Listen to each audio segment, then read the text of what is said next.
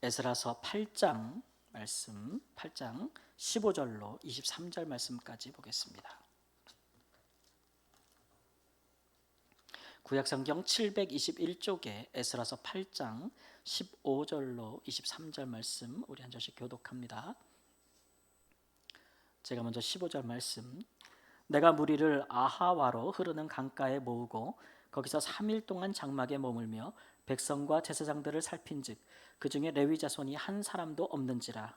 이에 모든 족장 곧 엘리에셀과 아리엘과 스마야와 엘라단과 야립과 엘라단과 나단과 스가랴와 무슬람을 부르고 또 명철한 사람 요아립과 엘라단을 불러 가시바 지방으로 보내어 그곳 족장 이또에게 나아가게 하고 이또와 그의 형제 곧 가시바 지방에 사는 느디님 사람들에게 할 말을 일러주고 우리 하나님의 성전을 위하여 섬길 자를 데려오라 하였더니 이에 하나님의 선하신 손에 도우심을 입고 그들이 이스라엘의 손자 레위의 아들 말리의 자손 중에서 한 명철한 사람을 데려오고 또 세레바와 그의 아들들과 형제 18명과 하사랴와 무라리 자손 중 여사야와 그의 형제와 그의 아들들 20명을 데려오고 다윗과 방백들이 외레이 사람들을 섬기라고 준 느디님 사람 중 성전 일꾼은 220명이었는데 그들은 모두 지명받은 이들이었더라.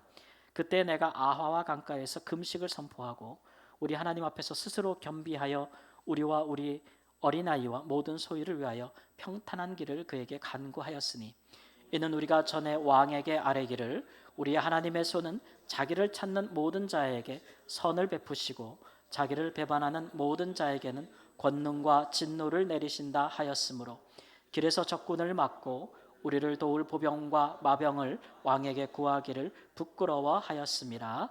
그러므로 우리가 이를 위하여 금식하며 우리 하나님께 간구하였더니 그의 응답하심을 입었느니라. 아멘.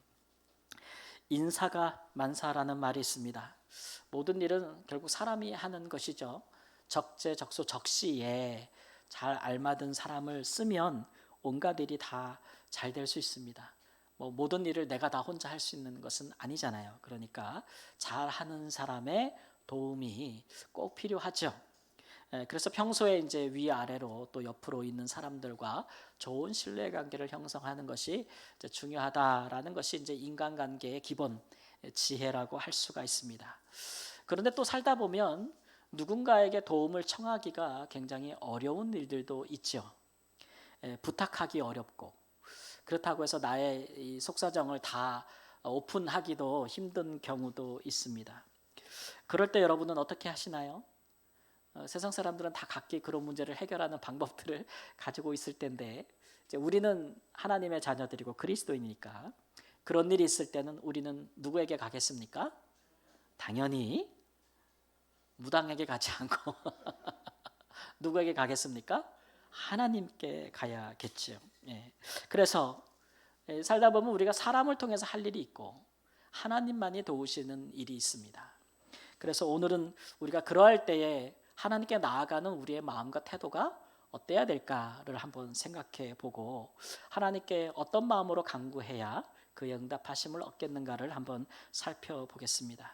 그래서 우리가 세상에 살면서 우리라는 사람들은 하나님의 이름을 붙이고 사는 사람들인데 우리가 사람 앞에 좀 부끄럽지 않은 삶을 살고 또 하나님의 선한 손에 도우심을 힘입어서 우리가 사는 삶 가운데 좀 당당하고 담대하게 그렇게 확신 있게 형통하게 사는 은혜를 있기를 우리 주 예수님의 이름으로 축원합니다. 오늘 본문의 학사 겸 제사장 에스라 이분이 이제 바벨론에 포로되었던 이스라엘 백성들을 이끌고 예루살렘으로 귀환하려고자 하는 도모를 우리가 보고 있습니다. 이분은 이제 2차 포로 2차 귀환입니다. 1차 귀환은요 이미 80년 전에 이루어졌어요. 그리고 우여곡절 끝에 성전도 재건이 된 상태입니다. 그리고 이분은 2차로 사람들을 데리고 가는데 이 1차와 2차 사이에 어떤 일이 있었냐면은 성경에 보면 에스더서에 기록된 사건이 그 사이에 있었어요. 여러분 에스더 사건을 기억하시죠? 에스더서 보면은 이 페르시아 왕국에 높은 관리가 있는데 이 사람이 아말렉 족속의 후예, 왕의 후손이에요. 그 사람의 이름은 하만이라는 사람인데, 예로부터 이 출애굽할 때부터 이스라엘과 이 아말렉 자손은 아주 오랜 원한지간에 있지 않습니까? 그래서 이 사람이 페르시아 각 지방에 흩어져 있는 유대인들을 한 날 다 죽이려고 제비를 뽑았습니다. 날을 정해서 모든 유대인들의 재산을 몰수하고 다 학살할 수 있는 계획을 세운 거예요. 예, 그래서 이게 이제 요즘 말하면 인종청소죠.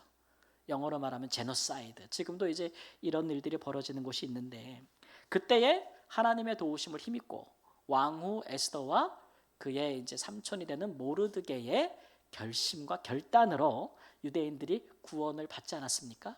그래서 그때부터 하나의 절기가 생겨났어요. 이방 나라에서. 그게 뭐냐면 이제 불임절이라고 부릅니다. 그러니까 푸르라는 말이 원래 제비라는 말이에요. 뭐 뽑는 거 있죠. 예. 그래서 이 하만이 제비를 뽑아서 유대인들을 죽이려고 했다는 것, 거기서 구원받은 것을 기념해서 그 제비라는 말을 따가지고 불임절, 푸르라는 절기가 생겨나게 된 것이죠. 현대에 사는 그 이스라엘의 유대인들도 아직까지 이 절기를 지킵니다. 불임절이라고 해서. 그때는 이 사람들이 모여가지고 지금도 에스더서를 읽어요. 그러면서 유대인들이 구원받았다는 것을 막 기뻐하죠. 뿐만 아니라 이웃들과 선물 교환도 한다고 해요. 우리 크리스마스 때 하는 것처럼 선물 교환도 하고요. 심지어는 가난한 사람 이웃 중에서 두세 가정을 택해서 개인적으로 구제하는 일들도 한다고 합니다. 그리고는 이제 친척들을 불러 모아서 아주 저녁에 만찬을 즐기는 것이 이들 불임절의 전통이라고 해요. 어쨌든 이 구원 사건이 일어난 이후로 페르시아에서 유대인들의 지위는 상당히 향상이 되어졌고 관리료도 굉장히 많이 등용이 되어진 거예요. 그런 흐름이 있었는데 그 와중에 이 에스라라고 하는 사람, 지난주에도 우리가 살펴봤지만 이 사람은 율법에 정통한 학자인데, 이 사람이 법에 정통한 학자로서 페르시아에서 아주 등용이 돼가지고 인재로 인정을 많이 받았다. 왕과 그 방백들에게 인정을 받아서 심지어는 왕께 구하는 것은 뭐든지 다 받아낼 수 있는 그런 아주 신뢰가 두터운 사람으로 되었다라고 하는 것입니다. 이 에스라가 그런데 결심을 한 거예요. 페르시아를 떠나서 어디로 돌아오겠다고요? 예루살렘으로 돌아오겠다. 사람은 놀아도 어디서 놀아야 돼요? 큰 물에서 놀아야 되는데 자기 인생의 최고의 절정의 순간이잖아요. 유대인으로서 이방에서 이렇게 높은 자리에 올라간다는 것은 굉장한 성공이죠. 그런데 그거를 다 버려두고 황폐한 예루살렘으로 돌아오겠다. 대단한 결심입니다. 이 결심의 배경에는 아무래도 예루살렘에서 지속적으로 돌려오는 소식이 이제 듣고 나서 그가 기도하면서 결심을 한 것이겠죠. 예루살렘에 먼저 1차로 갔던 사람들이 어렵게 성전은 재건했으나 그러나 성전이 원활하게 돌아가지 못하고 있다.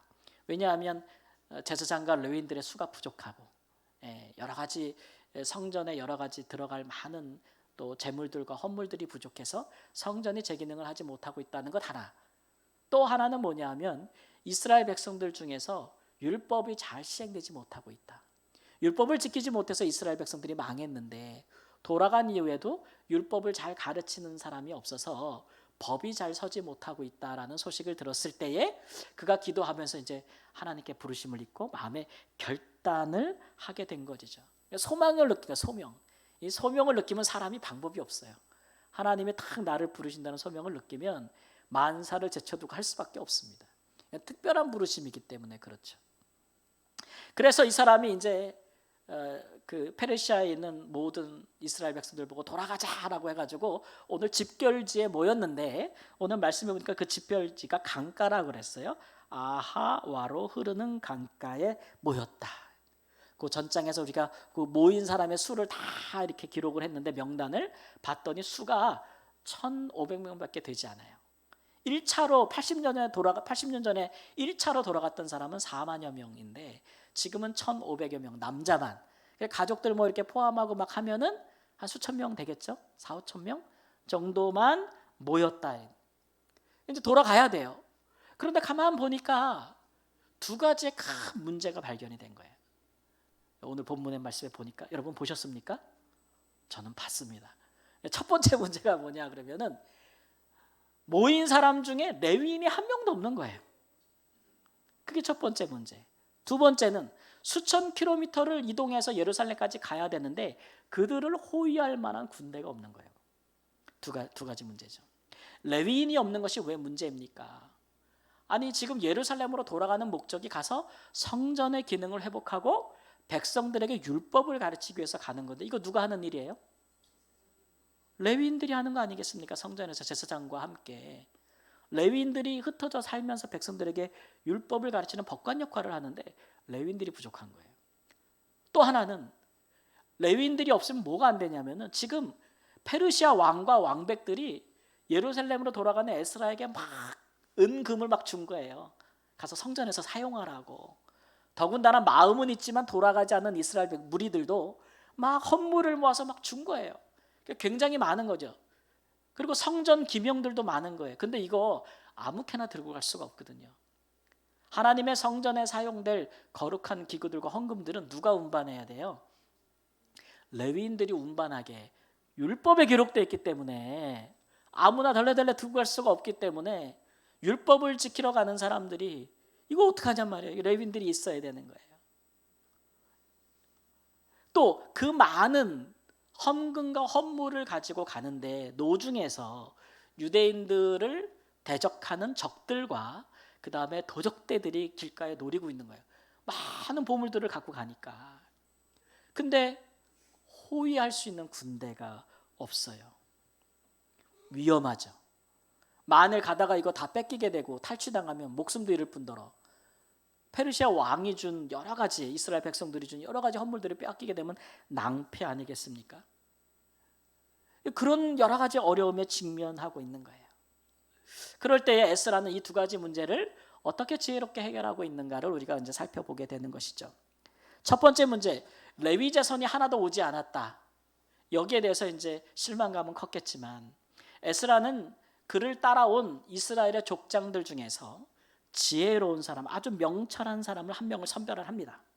그리고 페르시아 지방에서 레위인들이 많이 살고 있는 곳으로 보내요.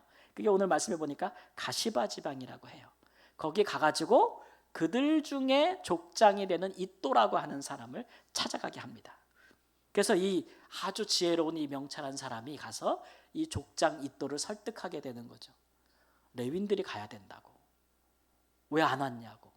그래서 막 설득을 하게 되죠. 그래서 결국은 260명이나 되는 레위인들과 옛적에 다윗의 성전에서 레위인들이 너무 회막에서 봉사하는 일이 힘들잖아요. 그러니까 다윗이 레위인들을 돕는 사람들을 줬는데 그게 느디님 사람들이라 그래요. 아마 이방인 중에서 이스라엘로 귀화한 사람들인데 이 사람들을 성전에서 레위인과 함께 봉사하는 일에 그가 사용하게 했거든요. 그 일을 줬거든요. 그래서 그 느디님 사람들까지 모아가지고 260명이 다시 에스라에 있는 곳으로 오게 되죠. 그래서 이것을 보고 에스라가 뭐라고 얘기합니까? 18절 말씀에 우리 하나님의 선한 손에 도우심을 입었다. 함께 따라해 보세요. 우리 하나님의 선한 손에 도우심을 입었다. 이제 한 가지 문제는 해결된 거예요. 이런 걸 보면 참 하나님은 결국 사람을 통해서 일하신다라는 것을 우리가 알 수 있는데 하나님이 사람을 통해서 일하실 때 하나님이 하시는 방법 중에 하나가 뭐냐면 사람의 마음을 움직이시는 거죠. 지금 레위인들이 가려고 했어요? 안 가려고 했어요? 안 가려고 했잖아요. 한 명도 안 왔대. 이 얘기는 예루살렘으로 가는 것보다 여기 남아있는 게 훨씬 좋은 상태라는 얘기죠. 살기에도 좋고 그냥 여기 주저앉은 거 이게 좋다는 거예요. 이미 오래됐고. 근데 그들의 마음을 움직여 주셨다는 거예요. 고생길이 돼도 돌아가자. 우리의 본래의 직분을 회복하자. 그 마음을 감동하셨다. 하나님이 사람의 마음을 움직일 때 어떻게 해요? 성령으로 감동하시죠. 하나님이 그렇게 일하신단 말이에요. 그런 걸 보면서 우리가 야 이거 하나님이 도우시는구나 라는 것을 분별할 수가 있는 거예요. 하나님은 사람 마음을 강팍하게도 하십니다. 특히 교만한 사람들. 우리 성경에서 예를 보면은 애굽 왕 바로 같은 경우에 자기 나라가 다 망하도록 마음이 강팍해져 가지고 이스라엘 백성들을 보내지 않잖아요. 놓아주지 않잖아요. 신하들은 다 놓아주라고 말하는데도 하나님이 그 마음을 어떻게 했어요? 강팍하게 했어요. 하나님의 전능하심을 보여주기 위해서 10가지 재앙이 다 내릴 때까지 그 마음을 강팍하게 하신 분도 하나님이에요. 그러나 하나님은 또 겸손한 사람들은 하나님 마음을 감동해요. 하나님의 일을 하는 사람들 하나님이 감동해요. 감동, 자원하게 만든단 말이에요. 그래서 하나님께서 그 일을 하시는데 대표적인 경우가 뭐 성경에서 보면 이스라엘 왕 사울이죠. 그가 처음에 사무엘 선지자를 통해서 이스라엘 초대 왕이 되라고 하나님께서 지명하셨을 때 사울은 감히 자기가 왕이 될 생각조차 못했어요. 왜냐하면 그의 지파 베냐민 지파는 이스라엘 12지파 중에 가장 작은 지파고 자기 가문도 베냐민 중에서 또 작고 내가 어찌 왕이 되겠는가 겸손한 마음을 가졌는데 하나님이 사무엘 선지자가 그에게 기름을 부고 기도할 때 마음을 어떻게 해요? 감동하셨대. 마음을 움직이셨어요. 감동하셔서 그가 이스라엘 왕으로 하시는 거죠. 이렇게 하나님께서 선한 일을 하도록 레위인들의 마음을 감동하셨다. 이게 이제 우리가 이 하나님이 하시는 일을 분별할 때에 참 중요한 기준이죠. 하나님이 기뻐하시는 일을 우리가 하면 할 때 우리가 어떻게 해야 되는가, 어떤 방향으로 나가야 되는가 할 때 우리가 중요하게 생각하는 것들은 하나님이 움직이시는 걸 봐야 돼요. 특히 하나님은 누구를 움직이세요? 사람들을 움직이시는 듯. 사람들을. 얼마 전에 이제 이제 지방에 있는 어떤 그리스도인이 한 50대 중반 되시는 분인데 저한테 개인적으로 연락이 와서 기도 부탁도 하고 상담도 하고 뭐 그러는데 자주 하는데 그분이 지금 50대 중반인데 아주 중요한 선택의 기로에 있는 거예요. 50대 중반 정도 되면 뭐 다 안정되고 뭐 그럴 것 같지만 여러분 그렇지 않잖아요. 이분도 자기가 하는 일이 지금 이제 중단된 거예요. 그래서 1월 달이면 이제 중단이 되니까 새로운 일을 해야 되는 것인데 이제 어떻게 해야 될 것인가, 무엇을 택해야 될 것인가 해서 고민이 많은 거예요. 이 길로 갈까, 저 길로 갈까, 아니면 다른 길을 갈까, 세 가지 길을 놓고 뭐 정해진 것은 없지만 어디로 내가 도전해야 될까를 놓고 정말 심각하게 마음에 근심이 돼가지고 같이 기도해달라고 요청이 왔는데 같이 기도하는 중인데 여러분 그럴 때 우리는 어느 길로 가야 되겠습니까? 여러 가지가 있겠지만 가장 중요한 것은 기도하면 기도하는 자에게는 하나님이 뭐를 움직여요? 마음을 움직여요. 마음을. 기도하는 자의 마음을 움직이실 뿐만 아니라 또 하나님이 또 허락하신 복된 선택의 길을 가는 그 길을 갈 때에 필요한 사람들의 마음을 감동하시는 거죠. 하나님께서 사람들을 붙여주신다는 말씀이에요.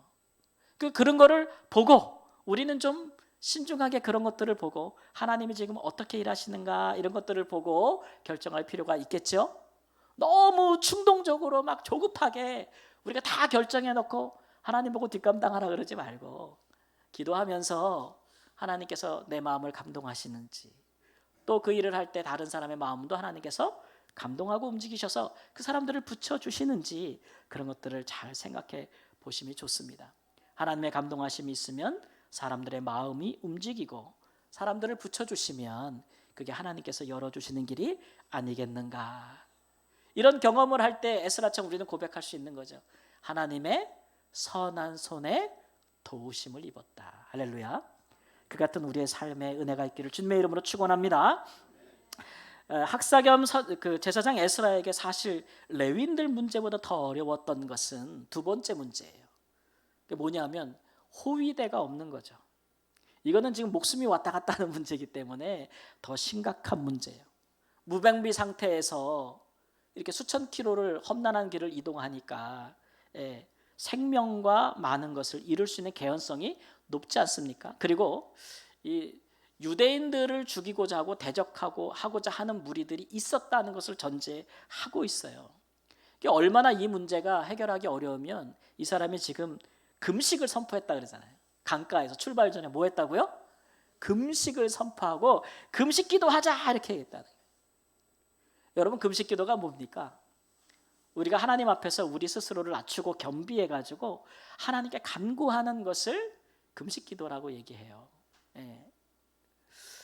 레위인 문제는 사람을 보내서 사람을 통해 해결을 했는데 이 군대 문제는 그렇게 해결할 수가 없는 거예요. 아니, 왕께 구하는 것은 뭐든지 받는 사람인데 그만큼 파워가 있는데, 아니 페르시아 왕에게 요청해서 군대 좀 주세요라고 하면 될 것을 왜 이렇게 금식기도까지 하고 주저하고 있는가 보면은 22절에 그 이유가 있는 거예요.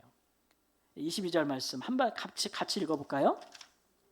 이는 우리가 전에 왕에게 아뢰기를 우리 하나님의 손은 자기를 찾는 모든 자에게 선을 베푸시고 자기를 배반하는 모든 자에게는 권능과 진노를 내리신다 하였으므로 길에서 적군을 막고 우리를 도울 보병과 마병을 왕에게 구하기를 부끄러워하였습니다. 이유가 나오죠. 예. 왕에게 구할 수는 있는데 구하기는 어떻다고요? 부끄러워요. 왜냐하면 이 사람이 왕에게, 페르시아 왕에게 평상시에 말하기를 우리 하나님은 자기를 찾는 자들을 도우신다고 막 그렇게 하나님에 대해서 왕에게 전도한 사람인가 보죠. 아니 그러니까 지금 예루살렘으로 막 돌아가겠다고 하고 왕도 도와주고 막 은금도 주고 막 이랬는데 돌아간다고 하면서 우리가 갈 때에 불안하고 죽을 수도 있으니 왕에게 군대를 달라고 말할 수가 없었다는 거예요. 여러분, 이 심정을 이해하시는지 모르겠네. 평상시에 하나님에 대해서 우리가 막 이야기하잖아요. 예. 그렇게 되면은 어떤 상황에 처했을 때 우리가 말한 것과 달리 행동할 수가 없는 거죠. 지금 여기에 하나님의 하나님 되심이 걸려 있잖아요. 하나님의 백성을 하나님이 지키십니다라고 우리가 얘기해 놓고서는 안 지켜주실까 봐 달리 행동할 수가 없다는 거예요. 그래서 왕께 구하기가 부끄러웠다. 이 기도의 심정, 이 중심이 여러분도 아마 가져보신 적이 있을 겁니다. 성경에 보면 이제 엘리야 선지자가 갈멜산에서 많은 그 우상 이름이 뭐죠? 바알과 아세라 선지자들과 함께 하늘에서 불이 내리도록 하면서 기도할 때에 그 기도하신 그 엘리야 선지자의 기도문을 여러분 보신 적이 있어요? 열왕기상 18장 36절 37절에 엘리야가 이렇게 기도합니다. 저녁 소재 드릴 때에 이르러 선지자 엘리야가 나아가서 말하되 아브라함과 이삭과 이스라엘의 하나님 여호와여 주께서 이스라엘 중에서 하나님이신 것과 내가 주의 종인 것과 내가 주의 말씀대로 이 모든 일을 행하는 것을 오늘 알게 하옵소서. 여호와여 내게 응답하소서. 내게 응답하소서. 이 백성에게 주 여호와는 하나님이신 것과 주는 그들의 마음을 되돌이키심을 알게 하옵소서. 이렇게 기도하고 있어요. 이게 뭐냐면 이제 불이 내려가지고 재물을 다 태우는 그가 하나님이다. 불로 응답하는 이가 하나님이다 라고 선포했어요. 그러면 엘리야 선지자가 기도할 때 불이 내려야 돼, 안 내려야 돼요? 내려야 되잖아. 하나님에 대해서 그렇게 얘기를 해놨는데 불이 내려야 되잖아요. 얼마나 마음이 간절하겠어요. 그때 하는 기도가 뭐예요? 하나님은 하나님이다. 그리고 나는 주님의 종이라고요. 응답해달라고 기도. 그 심정이에요. 이게 하나님의 백성들이 이 심정 가질 때가 있지 않습니까? 제가 고등학교 3학년 때 반장을 했습니다. 제가. 근데 저희 때 그랬는데 고3 되면은 학교를 주일날에 나오라 그래요. 안 나오면 또 왜 이렇게 때려? 선생님들이. 근데 제가 반장인데 그때 전도를 많이 해서 우리 반 한 50명 중에 20명이 우리 교회 나갔어요. 근데 제가 나는 주일로 예배 드리러 가야 된다고. 선생님이 안 된다는 건 너 가면 줄줄이 다 소시처럼 따라가니까 자리가 비면 내 말이 먹히겠냐는 거예요. 아니 그러니까 주일날은 예배 드리고 주일에 봉사하고 오겠다고 오후에. 선생님이 안 된다는 거예요. 면학 분위기 다 망친다고.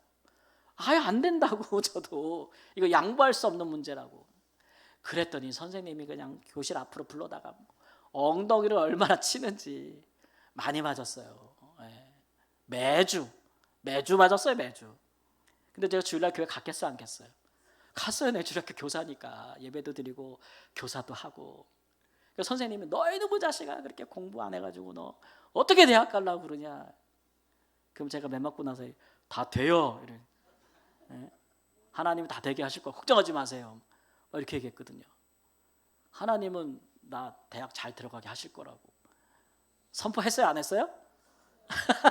선포했어. 나 주일날 오전에 와서 공부 안 해도 하나님이 나 대학 잘 들어가게 줄 것이라고 선포했어요. 그럼 마음이 타겠어요, 안 타겠어요? 여기 지금 뭐가 걸린 거예요? 하나님이 걸린 거야. 하나님이 걸렸고 나도 여기 걸렸어. 하나님의 이름이 걸렸고 나도 하나님의 뜻대로 행하는 사람이기 때문에 지금 하나님의 이름이 걸린 거예요. 기도하겠어요, 안 하겠어요? 했어요. 제가 그래서 고3 때 3일 금식 기도를 했습니다. 시험을 앞두고 고3이 하나님께 기도했어요. 하나님, 지금 이렇게 선생님한테 얘기했고 애들 다 들었다고. 다 들었는데 책임지시라고. 그때 마음이 얼마나 간절했겠어요. 얼마나 간절했겠어요. 하나님의 살아계심을 보이라고. 야, 근데 진짜 92년도에 제가 학력고사를 보지 않았겠습니까? 제 평상시 성적보다 40점이 더 나왔어요. 제가 이 자랑은 아닌데, 그래가지고 제가 이 지원한 대학 전체 수석을 했습니다. 4년 장학금을 받고 우리 선생님 입이 쑥 들어갔어요. 네, 그런 경험이 있거든요. 여러분, 우리가 하나님에 대해서 뭔가 이렇게 이야기하지 않습니까? 하나님은 이런 분이야. 우리 가까운 사람들한테, 자녀들에게, 아니면 우리 사회에서 만난 사람들에게, 야, 너무 그렇게까지 믿냐 그럴 때, 하나님은 이런 분이야라고 우리가 선포했다면 거길 그만큼 기도해야 돼요. 오늘 에스라서는 뭐라 그랬어요? 에스라는 금식을 선포하고 기도했다 그랬어요.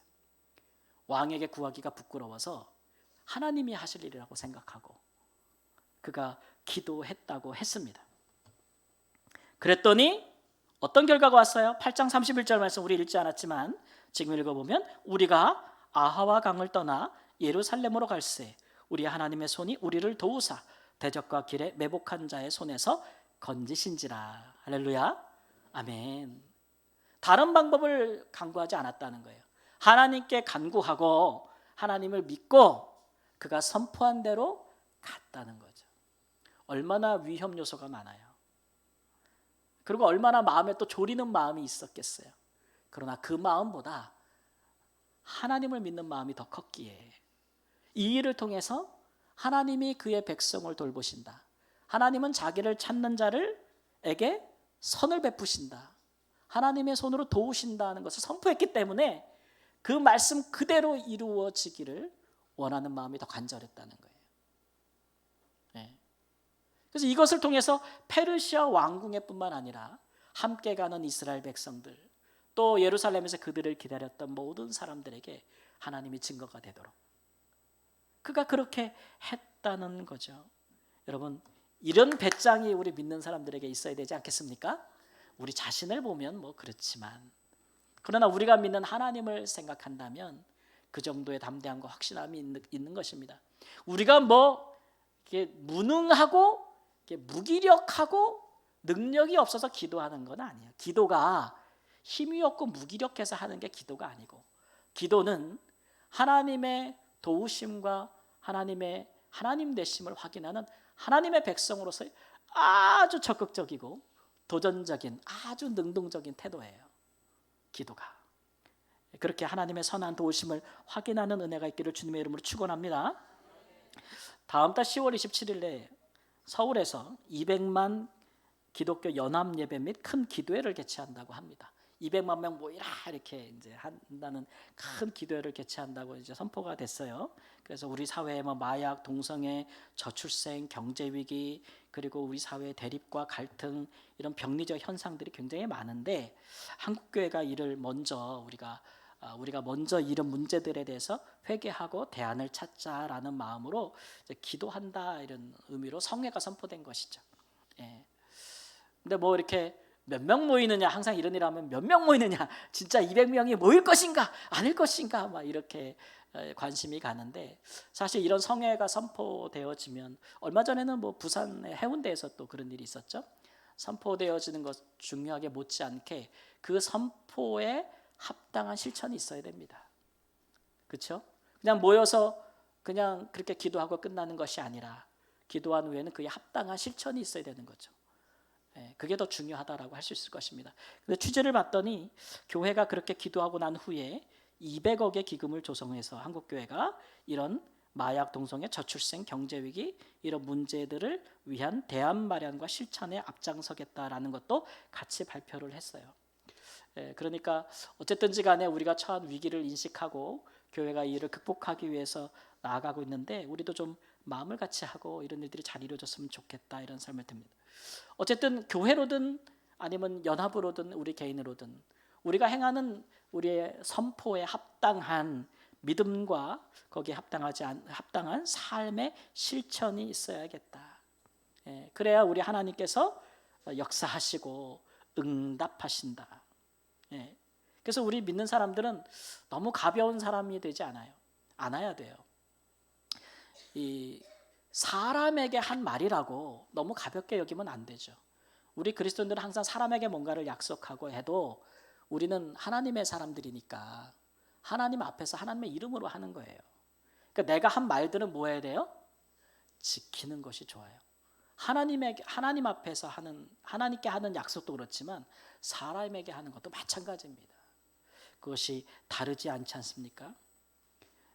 이번 주 추석에 아침에 예배를 막 드리려고 하는데 만두를 막 빚고 먹기 전에 예배를 드리려고 하는데 전화 한 통이 와가지고 제가 전화를 받았더니 이제 여기 건물에 이제 일하시는 분께서 소장님이 전화를 하셔가지고 막 사표를 내시겠다고 추석날 아침부터 막 그래가지고 왜 그러시냐고 막 그랬더니 상가에 있는 어떤 한 분이 전화해서 아침부터 막 이분한테 막 연세 꽤 드신 분인데 젊은 사람이 막 그냥 막 해댄 모양이에요. 아주 거친 말, 아주 못된 말로 막 해댄 모양에서 너무 속이 상해서 그만두시겠다 막 해서 그거 달래드리고. 근데도 그 상대편이 계속 전화를 거니까 제가 그분 연락처를 달라 제가 이제 중재하기 위해서 전화를 했거든요. 왜 그러시냐 그랬더니 아휴 참 안타깝더라고요. 그래서 그걸 중재하고 막 이렇게 설명을 하면서 그렇게 하면 안 된다 이렇게 얘기를 하는 거죠. 그래가지고 일을 잘 풀었는데 근데 그 이제 막 이 소장님한테 막 해댄 젊은 분이 말이에요. 나중에 전화를 끊으면서 제가 관리단 회장이잖아요, 이 건물에. 회장님이 직접 전화했으니까 참겠습니다. 목사님이시죠? 그래서 그렇습니다. 그러니까 제가 한번 참겠습니다. 막 그러시면서 그래요, 고맙습니다. 명절이니까 잘 넘어가고 다음에 얘기합시다. 그랬더니 저도 교회 나갑니다. 그 말을 마지막에 하고 끊는 거야. 그 다음부터 만두가 입으로 들어가든지 가정 예배를 드리는데도 하여튼 음식이 다 써요. 아니 교회 다닌 사람이 그렇게 젊은 사람이 나이 든 사람한테 육두문자를 써가면서 이렇게 명절 아침부터 그러면 어떡하겠어요. 그러면서 자기는 또 교회 다니는데 나는 목사라고 그러면 나한테 얘기를 해. 나를 뭐 먹이는 거예요? 명절 아침부터? 나를 먹이는 거예요? 하나님을 먹이는 거예요? 되겠어요? 참. 우리가 우리 하나님을 부끄럽게 만들지는 말아야죠. 그렇죠? 사랑하는 여러분, 하나님은 결코 우리를 부끄럽게 만들지 않으십니다. 우리도 하나님을 부끄럽게 만들지 말아야 합니다. 우리가 하나님 앞에서 결단하고 하나님의 사람으로 살도록 결단하며 나아가면 하나님은 사람들의 마음을 감동해서 또 움직이시고 또 사람들을 붙여주시기도 하고 또 불가능한 일들을 가능케 하시면서 하나님의 선한 손이 우리 위에 있다는 것을 알게 하십니다. 그렇게 살아야 하나님을 섬기는 우리의 마음이 너무 기쁘고 신앙생활이 즐겁고 하지 않겠습니까? 그런 은혜로 축복으로 경험하며 확인하는 복된 삶을 사시기를 우리 주 예수님의 이름으로 축원합니다. 아멘. 기도하겠습니다. 전능하신 하나님, 주의 선한 손의 도우심을 우리가 입으며 살기를 원합니다. 우리가 주 앞에 결단한 것이 있으면 하나님 실행하게 하시고 또한 우리가 불가능한 일이 있다 여길 때에도 하나님 주께 금식하며 기도하며 나아가게 하시고 하나님께서 사람의 마음을 움직이시고 또 불가능한 일을 가능케 하시는 일들을 경험하면서 우리 하나님의 이름을 높이고 우리가 선포한 우리 하나님이 부끄럽지 아니하도록 우리의 선포한 믿음과 기도에 합당한 실천을 행할 수 있는 과감한 담대한 하나님의 사람으로 살게 하여 주옵소서. 존귀하신 예수님의 이름으로 기도합니다. 아멘. 우리 드린 헌물을 위해서 찬양하겠습니다.